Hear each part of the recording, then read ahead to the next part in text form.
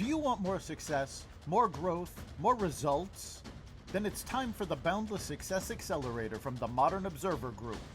This isn't your average coaching program. It's where top performers come to dominate. Weekly group sessions, on-demand coaching, a community that's got your back, and a power-packed library of tools to supercharge your business and career. No more excuses, no more waiting. Get in, level up, and start building the life you've been dreaming about. Visit us at modernobserver.com/boundlesssuccess to join today. Let's get you to the next level.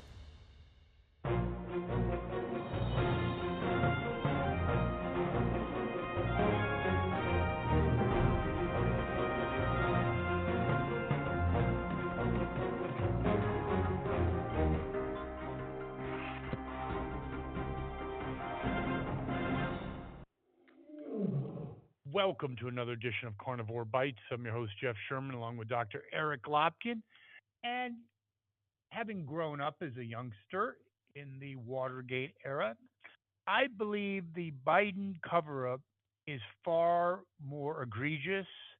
Its implications are hugely larger than anything involved in Watergate. And what I'm referring to is the auto signing. And you look at all recent executive orders, including pardons, they match up exactly, which points to Biden may or may have not been present during this because they were done with what's called an auto signer. Your thoughts? And does it do anything legally to these actions? Okay, let's start with who's in charge.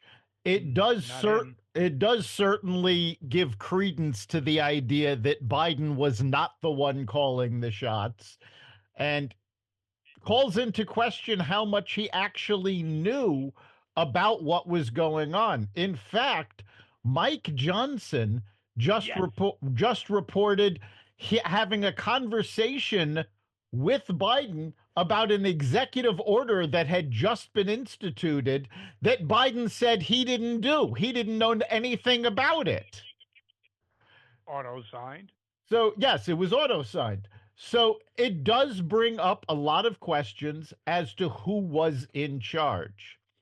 The auto sign itself does not indicate that any of the executive orders, any of the pardons, anything like that are not valid. Auto signers are used routinely for legal documents, for checks. You can consider it the same thing as a digital signature. So the using an auto signer is not going to invalidate any of those things. What would invalidate them is if you could actually prove that Biden had no knowledge that they were being signed. Yes, I agree. Legally, it probably is nothing's going to happen here. However, looking at the whole question of who was in charge, um, I think I don't think he really.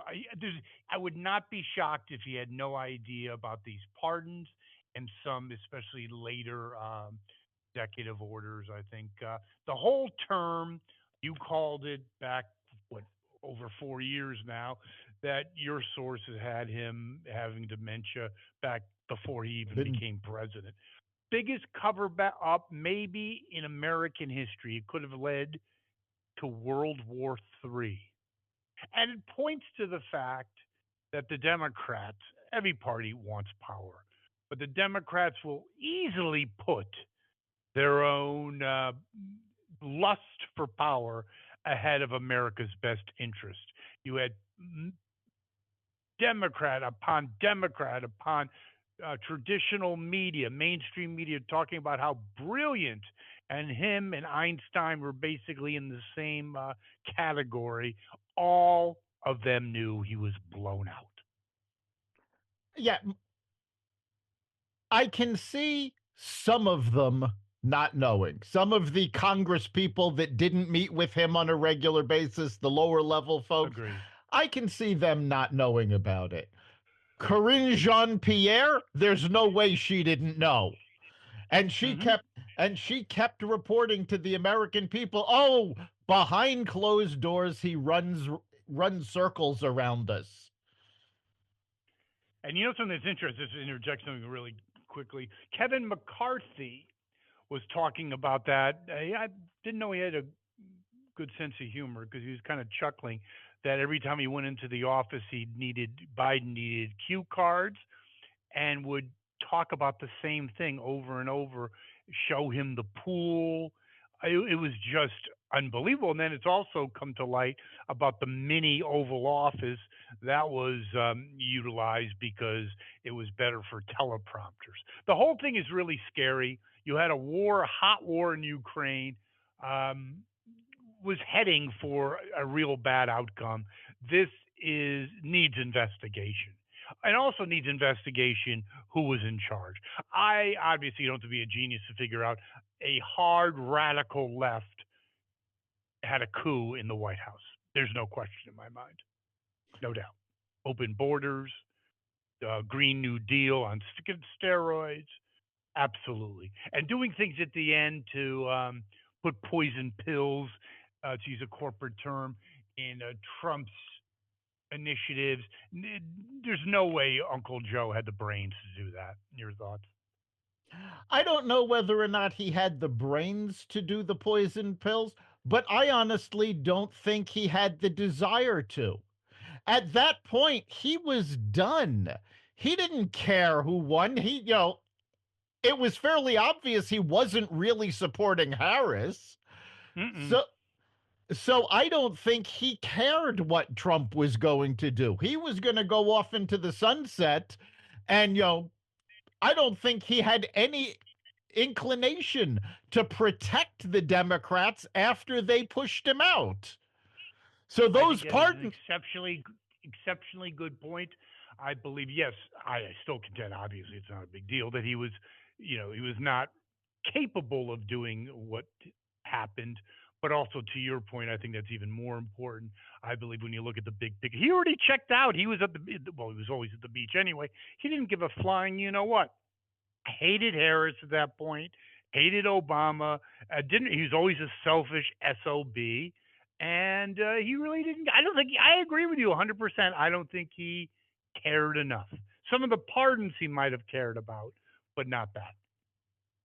Not even the pardons. I don't think he I mean, in particular, protecting the January 6th committee, I don't think he had anything to do with that. I agree with that. Hunter's.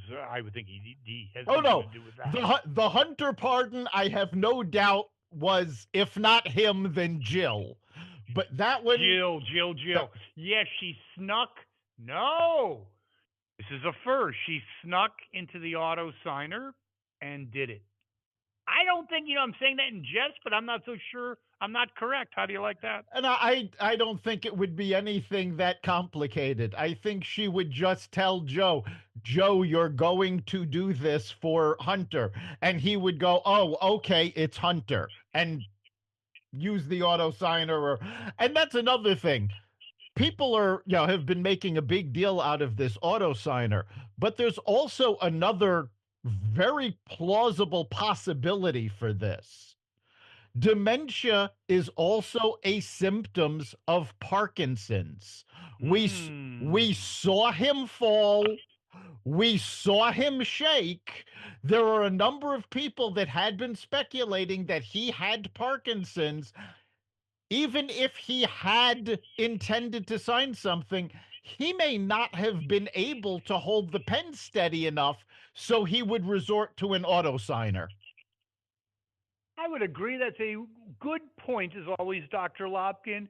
But I don't really feel sorry for the SOB because he's always an SOB. I know him better, not personally. I know of him better than you. When I was living in Philly, Delaware's right there, and he was always a topic of conversation. Even, and you know this, Johnny Carson he was always a joke, Oh, and yes. he was always not. He threatened Reagan if he didn't get his way that he would leak sensitive information.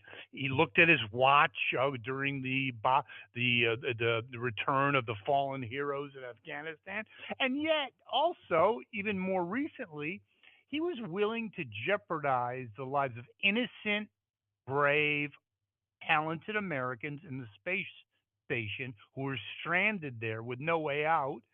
Uh, and Musk had a solution, something that's going on actually right now. But Biden, playing petty politics, I should say, did not allow him to rescue. That's pretty sick. That's really not well. That's not well. No, it isn't. And NASA has come out and said, "Oh no, the reason we left them up there was for budgetary reasons." Oh yeah, Really? okay, yeah. We You know how we dangerous. overspend on everything else. You're not going to overspend to rescue people? Yeah, and the other thing is, I mean, I wish them all the best, but I wouldn't want to be them because the physical implications of being in a space station for that period of time, not the best. No, Not the there are best. there are a lot of drawbacks physically to them being there. However, recent studies have actually shown there could be benefits as well. So, one of the things, if our audience knows what telomeres are basically how you can tell how old somebody is. They're the ends of DNA strands. And as you get Yeah. older, they get more and more deteriorated. Well, it turns out that extended stays in space actually extend your life and extend those telomeres. So who knows? They might have bought another year or two of life by being stuck there. Maybe they can thank Uncle Joe. Right. Looks like everything Uncle Joe does. He's just by dumb luck, because he's never done anything. There's a whole show I actually saw on Newsmax, just going through his whole brilliant history, starting from him being a senator, like what Gates said in his book, that everything he ever said or did was the exact opposite of what should have been. Right. Our president. But remember, even a broken clock is right twice a day. So he's bound to get something right eventually. He did it. He's out of office, but he finally got it right. That's true. Implications. Talking about political implications. A lot I've heard and read about Chuck Schumer. Before we get into that, it was really funny. Dershowitz lambasted him, said he always hated the guy, and Call said that his stance on Israel was despicable. And I really do love when, with the Irish, the president of Ireland, uh, Trump went off on a riff and basically saying, "Yeah, Chuck used to be Jewish, but now I think he's Palestinian." But anyway, that's just an aside. But probably not so far from the truth. He went along, he caved, and radicals, leftists, which is actually the Democratic Party, AOC, and among others, Jeffries, are kind of pulling the plug on Chucky.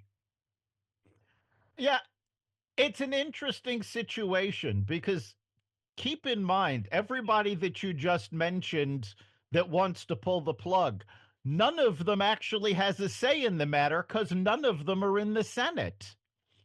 But They hold on, before you go on, there is a lot of talk. She can't pull the plug, but AOC primarying him. AOC could primary him. AOC doesn't What stand do a you think? What chance do you in think New the York. chances of that? You don't. Okay, go ahead. That's good. Go She does elaborate on that. yeah, Do she you think? doesn't First of all, stand do it. you think? Well, hold on. First of all, do you think she will primary him and then get into her chances success?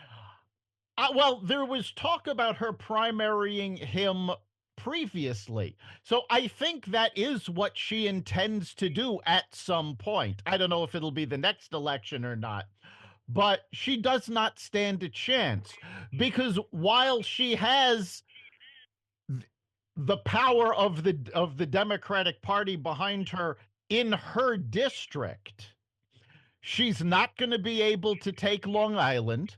She's not going to be able to take Staten Island. She's not going to be able to take upstate New York. Remember, in the last New York gubernatorial race, Hochul only won by 4 points. And Hochul doesn't have anywhere near the baggage that AOC does. No, one of them being an anti-Semite. But other than that, she's great. There you go. Yeah. Yeah, no, So, her hatred, her opposition to Israel goes well beyond anything about Israel. oh, And absolutely. leave it to Sanders to be in bed with her, not literally, figuratively. Probably would like to be literally, but anyway, that's another subject. Yes, so Bernie, I can give a But shout out to him too. as for what Schumer did, if any of the Democrats actually stop and think about it, That's they're going impossible. they're going to realize that Schumer actually did the best thing he could for the party.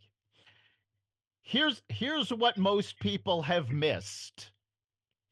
When a normal budget is passed, it's not just the budget bill itself. It comes with reports. And each of those reports details how the money for each department is supposed to be spent. And Congress has to approve that.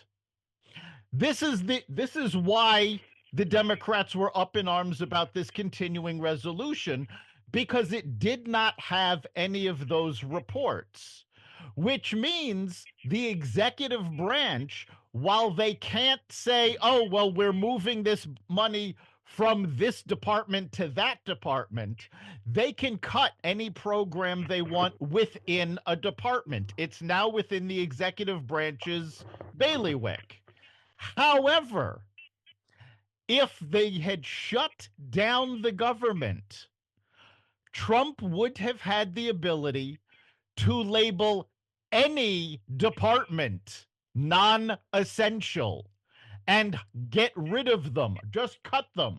And then when the government came back, they had the case. Oh, well, look, they were non essential. Everything went fine without them. We don't need them. Yes. My only question would be, I agree with that. Very good analysis.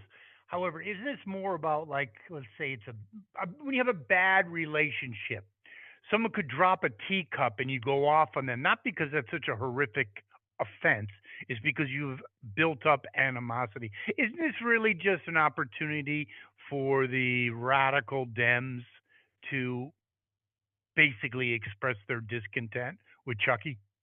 Yes, it is.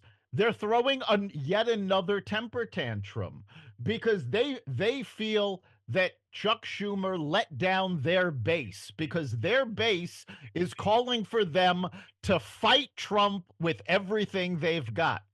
Mm-hmm. Here's the problem.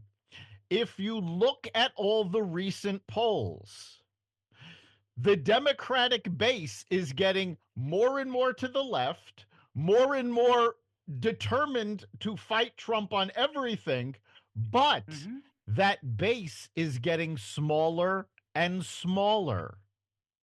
So Yes, that you ever hear of the Whig Party? There you go. exactly, if they continue to placate that base, they may very well be finished for the next 12 years as a party, because they're alienating centrist Democrats, independents,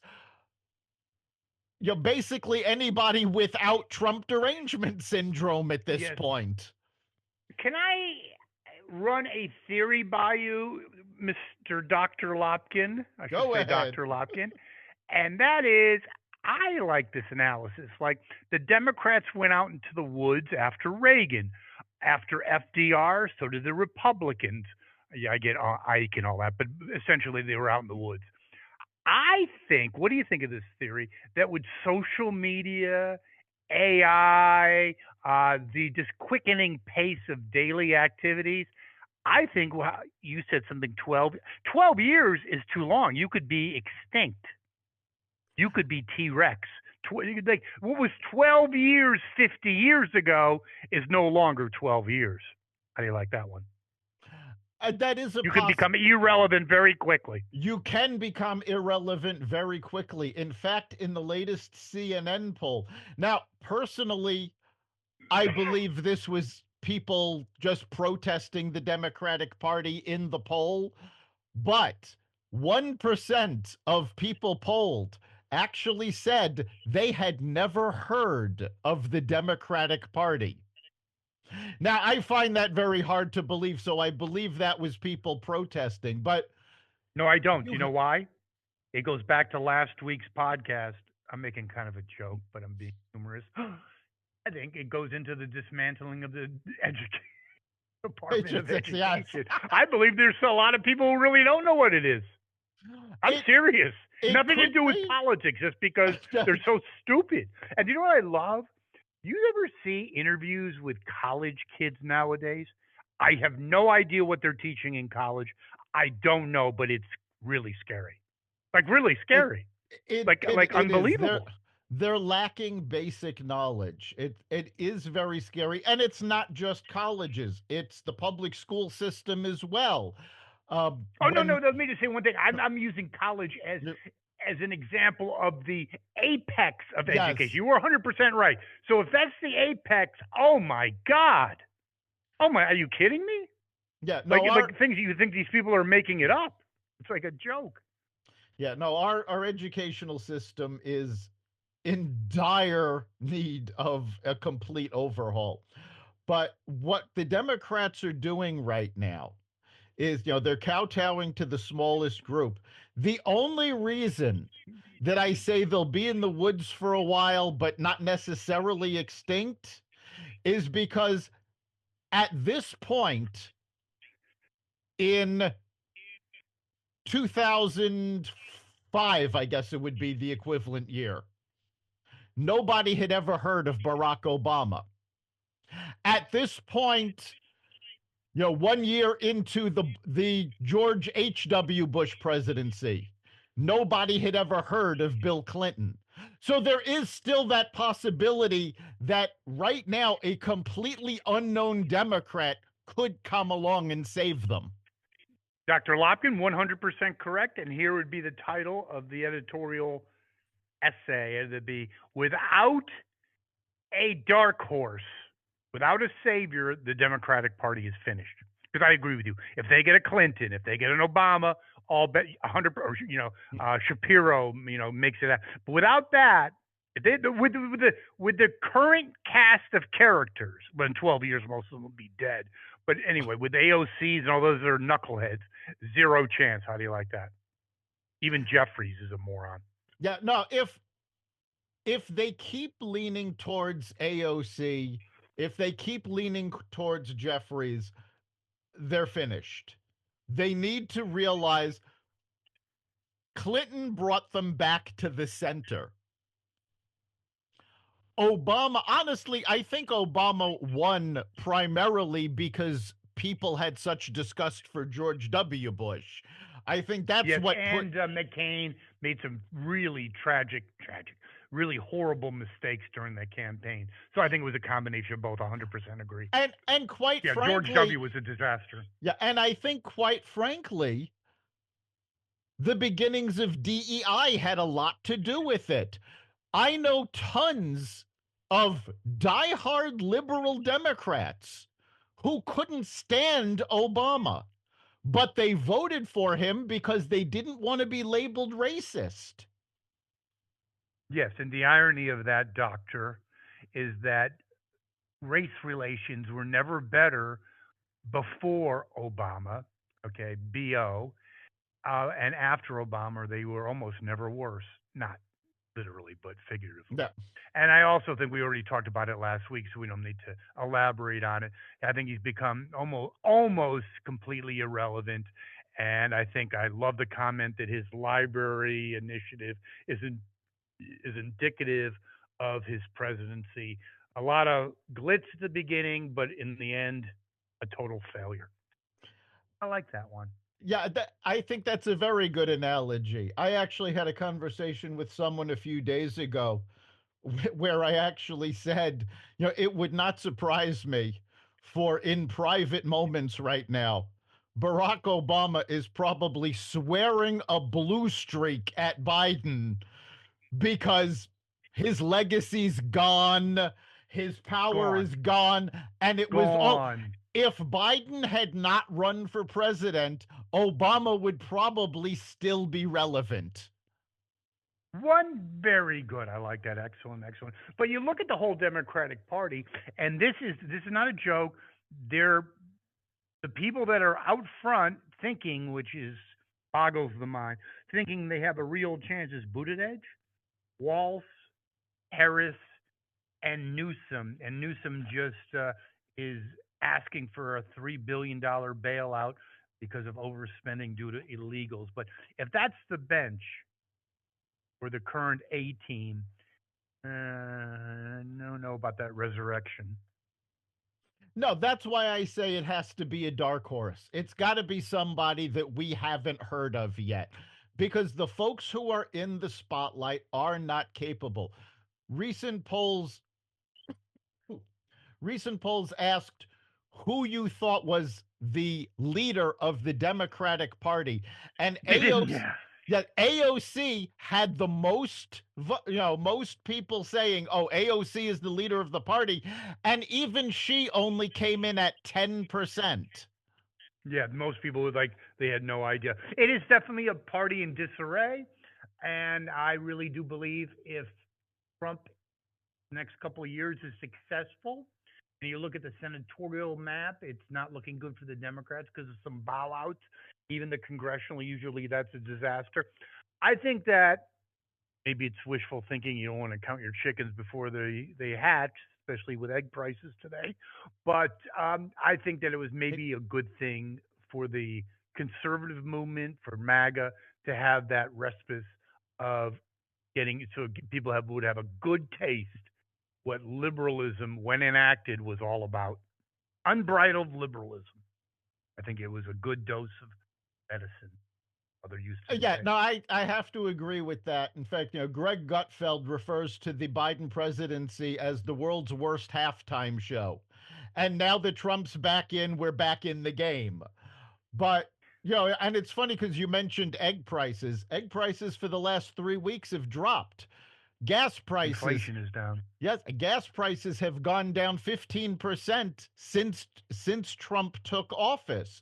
So you're starting to see the end of all of the problems that were caused by the liberal agenda. Potentially even in Ukraine. And my question to you, Doctor, is when these, if and when these things happen, what is legacy media? What is the Democratic apparatus? What do they get to? What do they have to say? That it's too much peace, too low prices. I mean, you kind of run out of bullshit. Well, with Ukraine, they'll go back to the Russia storyline. Trump is in They the will, the yes. pocket of Putin. He's He gave away the store. yes, he's a puppet of Russia. They'll go back to that tired chestnut. Um, in terms of inflation and all of that, we're already seeing it. You know, it's never going to be good enough. They didn't care about inflation when it was happening Never. under the Not at all. Democratic administration. But as soon as Trump came in, oh, why hasn't he fixed it yet? Why? No, Because he's not even in for 2 full months yet. It's right? Yeah, 100%. It seems like overall, you talk about their, let's just say they're not having a good time. The Democrat part of it is, I think they very juvenile reactions. How do you like? I'll play amateur psychologist. I think they talk before they think, just like a 6-year-old kid. So you can't continue to throw shit against the wall and expect it'll stick. The Nazi thing is kind of played out.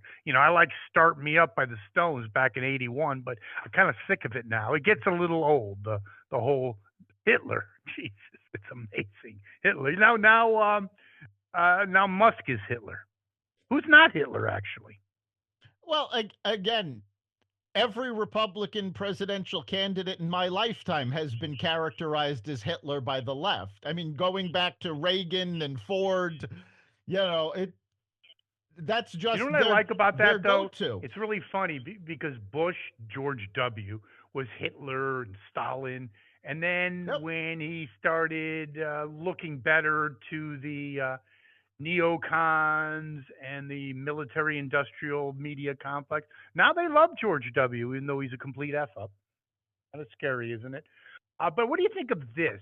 Newt Gingrich said that the judicial and radical judges are the last great hope for radical uh, liberalism. I actually believe it's true. In fact, a judge was blocking shipping gangbangers out. He's against deporting gangbangers, and he's been served with letters of impeachment from the House. But I mean, isn't it true that every time, and I don't think their founding fathers intended this, that every action you get a radical activist judge involved. You can go judge shopping. That's all you do. Well, that's what the Democratic Party has been doing. They've been venue shopping to find judges that will do what they want to stop Trump. The judge in question who blocked the gang members from being dropped off in El Salvador, who's right now up in arms because Trump did not order the plane to come back Too when bad. when the judge said so, under the auspices that the plane was already in international waters. The judge had no jurisdiction. But interestingly enough, it's come out that that judge's wife runs an NGO that works with illegal immigrants. Oh, shocking, shocking. Yes. And that's the other thing about this whole Doge thing. It's one big slush fund, and that's why they're freaking out. Because it's not the first time Obama was into cutting waste. Gore, Clinton Gore, they had the whole backdrop of all the piles of bureaucratic redundancy. But it's because it's hitting too close to home. Your thoughts, Yes, Doctor? that's absolutely correct. Bill Clinton actually did manage to cut the budget and cut the federal workforce. Obama pushed very hard. I think his big problem with cutting the federal workforce and cutting the budget was he made the mistake of putting Joe Biden in charge of it. Well, let's face it, Biden wasn't going to touch any program that was enriching his family members. Good point. And plus, he's dumb. Politically incorrect, but he's a moron. Very interesting. You look at the Trump effect. Israel was up against it. They had their backs against the wall, literally and figuratively, with Biden withholding aid, the whole thing, right? Um, I believe there's a new day in the Middle East. I believe there will be another Abraham Accord. I think Iran and the Houthis. Houthis, we just had some major air strikes. Unlike Biden, and think how far we sank. The Houthis, also Rans would launch missiles at us. We'd take them out, and instead of eviscerating them, we'd knock out one of their missile sites. I mean, pathetic. So I believe that the Trump pronouncement that he's going to treat any Houthi aggression as Iranian aggression is noteworthy. Your thoughts? It is noteworthy. And in fact, it is a new day for the Middle East because when Biden would go out against the Houthis, again, they would, as you said, they would take out a missile site, but that would be pretty much the end of it. Hmm. Here, we had a major strike against the Houthis, not just us taking them out the way Biden would take out a missile site, but we coordinated the attack with the Israelis attacking Hamas in Gaza. So Awesome. so now we've got coordination between Israel and the US, which never happened under the Biden God, administration. no. No, I because you know why? It's not. It's a rhetorical question. Don't even bother answering it, because he would get beyond backlash from the anti-Semitic slash Israeli wing, a growing wing, by the way, of the Democratic Party. All right, and now Freak out. I Iran has multiple sanctions against it. They're not getting the money that Biden was funneling into them. So they do not have the resources to rearm both Hamas and the Houthis. So by taking them both out simultaneously, that puts a lot of pressure on Iran. Iran is either going to have to step up and actually get involved themselves in this war, which they don't really want because they know they'd be obliterated, or Obliterated. they're going to have to pull back and surrender. They don't want that either, but at least that way they get to live. I think if I was going to put odds on it, I would say it's greater than a 70% chance that there will be some kind of military action, including the Israelis, the United States, in the near future. Inevitable. Because Trump does not back down, and the Houthis, they cannot be contained and controlled. I mean, there's nothing in Yemen but firing missiles. That's what you do on a Saturday night.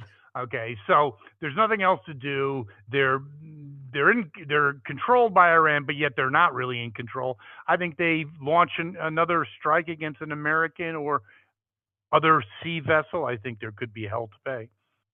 Because Yeah, I believe no, wait, hold on. Before you get that, I want your opinion. I think Trump wants to get this over with. oh, absolutely. Trump does not want any of these wars going on forever. He wanted to get us out of Afghanistan, but there was no good way to do it, so he left us in. Whereas Biden pulled out no matter what the situation was, and you saw the results of that. But I think what's going to happen is he's leaving Hamas and Hezbollah to Israel. He has said that he will give the Israelis anything they need to take care of the job. I think Trump will take care of the Houthis. And this is complete supposition. I've got no information on this part of it, but I do know that there is a growing resistance among Yes. Iranian civilians. And I think Trump is going to find a way to fan the flames of that within Iran. No question about it. Very good. 100%. Now, to conclude on two lighter notes, Dr. Lobkin, our podcast is on the ascend, I believe. Some ascend, some go down, some never take off. Michelle, I mean, it's got to be shitty being in the Obama household because that podcast, wow, wow, are you kidding me? Well, There's like baking with Aunt Martha that gets 200,000. With all the promotion, without the promotion, she would have gotten 5. yeah, Bad. it is amazing given It Michelle was Obama's unwatchable. name and the backing she had, how badly that went. However, that does seem to be the trend now. It happened with Michelle Obama's podcast. It's happening with Gavin Newsom's new podcast. They don't seem to understand that a podcast is programming. It's got to appeal to the listener. It's not about the host. And the only reason for Gavin Newsom and Michelle Obama, and to a lesser extent, Meghan Markle, whose podcast also flamed out, the only reason they're going into these podcasts is because they want to be Joe Rogan. Well, you know I what? got news for them. I'm not a career coach. I can save them a lot of money. Just that's the goal. Stop immediately because I did hear and see segments of the Michelle podcast. Woo! No one listened to it more than 10 minutes. It was un effing believably bad. How do you? No, Well, like it watching was paint dry. It was it awful. it was terrible. And I mean, the thing And also, is, she's a liar. She was talking about how yeah, they grew up in an apartment and slept, which is a little creepy, but that's another issue. And then no, they lived in like a 3-story house. Unbelievable. These people are sick. They can't stop themselves. well, They she always was have to claim poverty. right. She was taking a page from the Kamala playbook, where I love that. Yeah. making up her past. But the basic problem with these podcasts is they want to be the voice of the Democratic Party in the podcast realm. This whole thing started during the campaign when Trump would be going on podcasts and people responded to him. And when he went on Joe Rogan, that was game over for the campaign. And Goodbye. Yep. the Democrats keep saying, well, you know what? We need our own Joe Rogan. We need our own Joe You don't Rogan. have any. The problem is they had their own Joe Rogan. His name was Joe Rogan.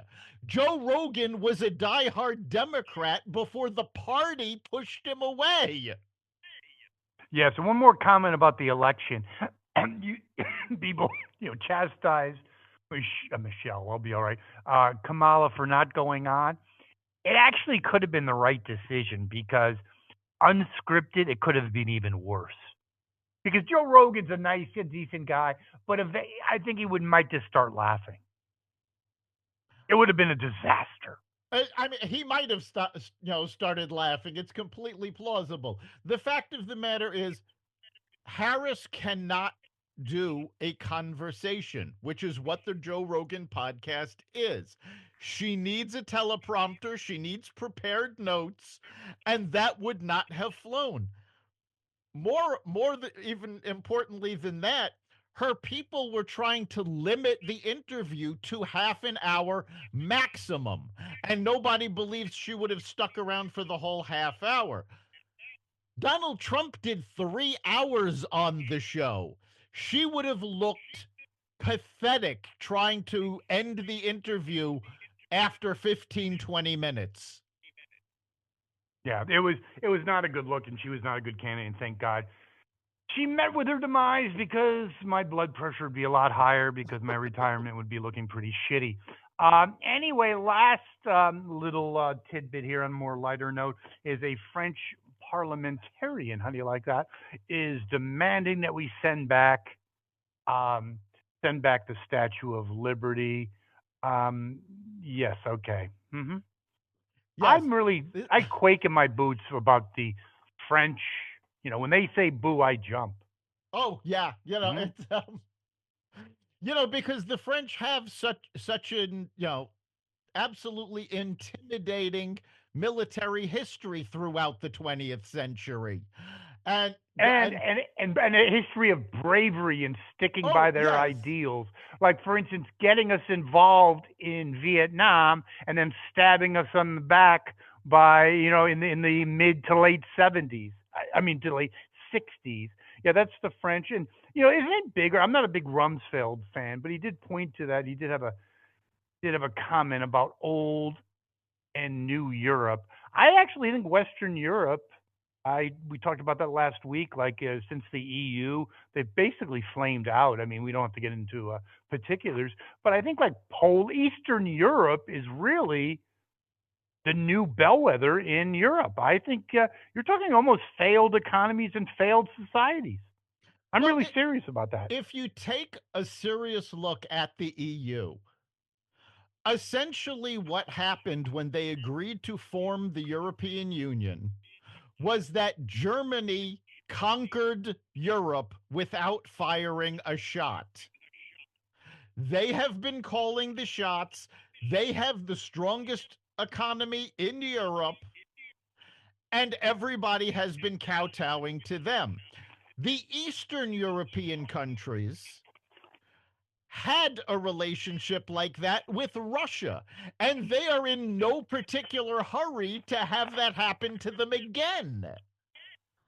So yeah, I agree with you, Dr. Lopkin, but I also think it's the EU's liberal sickness that has infected Western Europe as well. Like Davos, before that group and their geniuses got together and told the EU what to do, the EU was right there competing with the United States, and many people thought they would be the world economic power.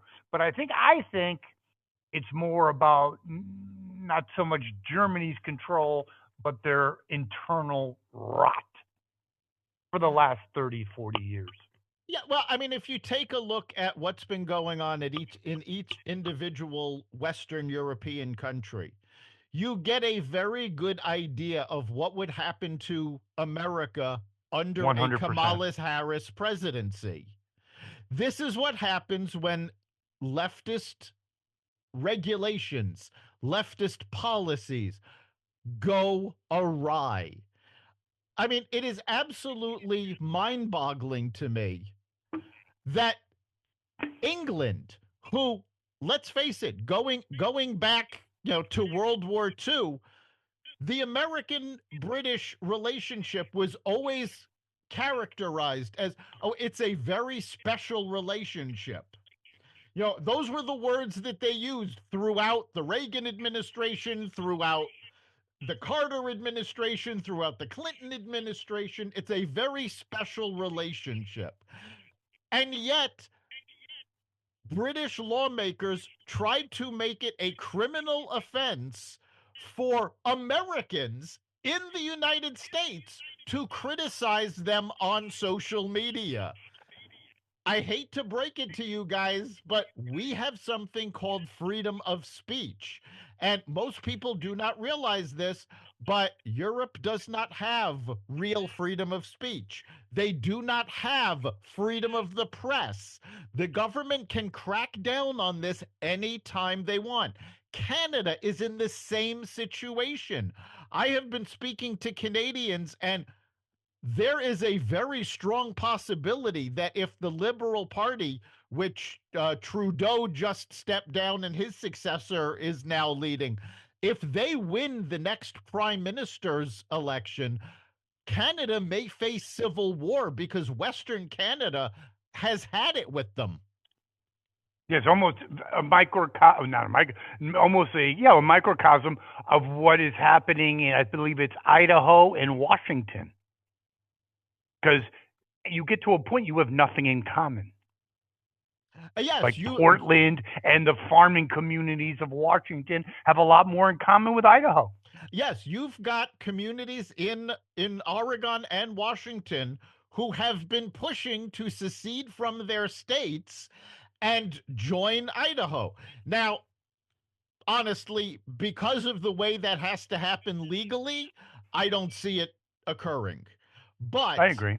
You are starting to see that there are there has been in Vermont one county that has been talking about secession for almost 20 years now.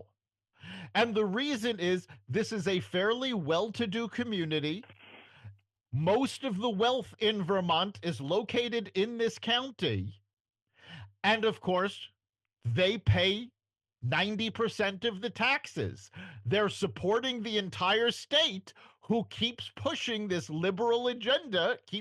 They keep electing Bernie Sanders. And this county has had it with the state of Vermont. I think it's going to become an increasing trend in the United States. I think states and regions, talking about Canada, are going to be getting divorced. And that's a good topic for other podcasts. But yet again, Dr. Lopkin, another exciting podcast, and our listeners can contribute to the content and voice their opinions, unlike in England, correct? Yes. We'd love to hear what you have to say. Go to the Carnivore Radio Facebook page, message us, and let us know your thoughts. You can also go to xvadio.com/connect. Contact us there and tell us what's important to you. What do you think about what's going on in the world? And of course, you can catch every episode of Carnivore Bites at xvadio.com, the Carnivore Radio website, the Apple Podcasts app, YouTube, Rumble, Spotify, iHeartRadio, Amazon Music, Audible, and other platforms that respect freedom of speech. See you next week, Dr. Lopkin. We'll see you then.